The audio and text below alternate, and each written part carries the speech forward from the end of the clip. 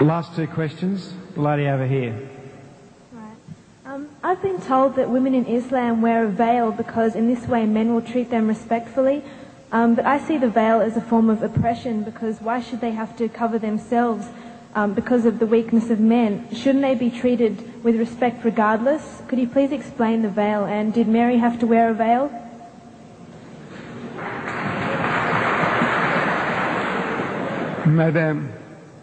Madam, your Bible says, your holy Bible says, Paul is telling you that the woman must cover her head, that the woman who doesn't cover, shave off her hair. Your Bible says that.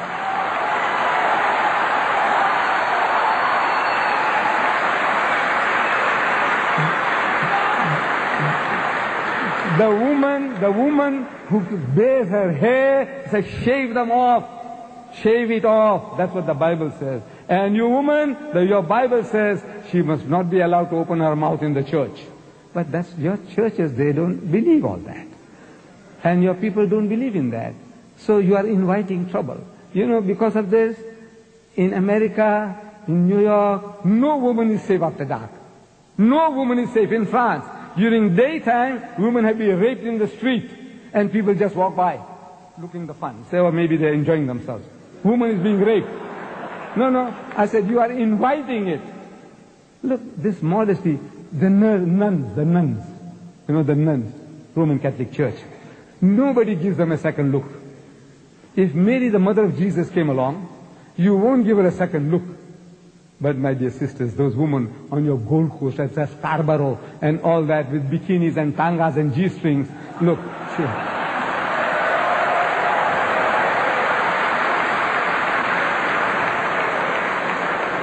it's attracting, look, even an old man like me, I tell you, my brother.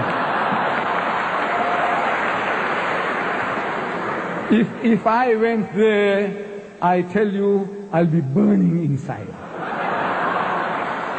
I'm telling you, look, this is the nature of man. God made us like that. The thing that allures man more than anything on earthly existence is woman. Do you know that? I don't know. The Quran says, زُيِّنَ لِلنَّاسِ حُبُّ الشَّهْوَاتِ مِنَ النِّسَاءِ. Fear in the sight of men is the love of things they covet. Number one, مِنَ النِّسَاءِ, women. وَالْبَنِينَ, then sons. I've got 11 sons. I can make my own football team. It makes me feel proud. I've got 11 sons, my own football team, my own cricket team. وَالْبَنِينَ, and number 3, وَالْقَنَاطِرِ الْمُقَنْطَرَةِ مِنَ الذَّهَبِ وَالْفِضَّةِ, and hoarded heaps of gold and silver, and wealthy land, and horses branded for excellence, and all this. This is the list that is given in the Quran. Number 1, women.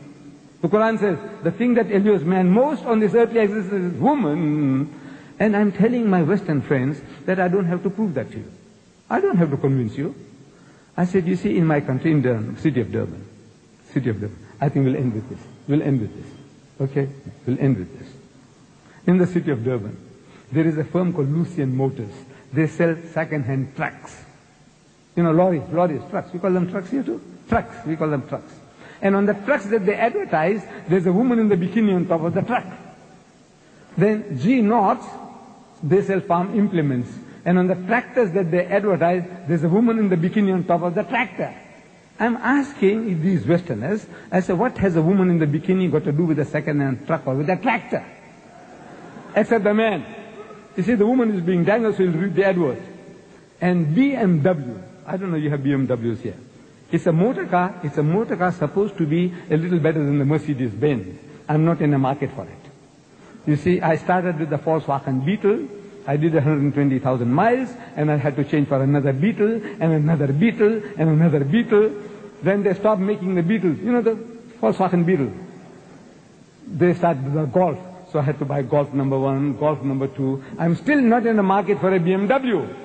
But I am forced to read this advert. In my newspaper, I see a BMW motor car.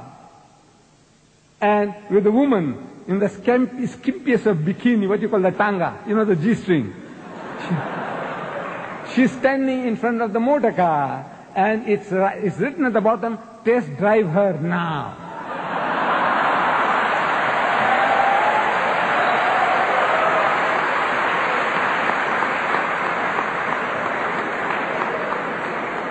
I'm asking the woman of the car. The woman is buying the car.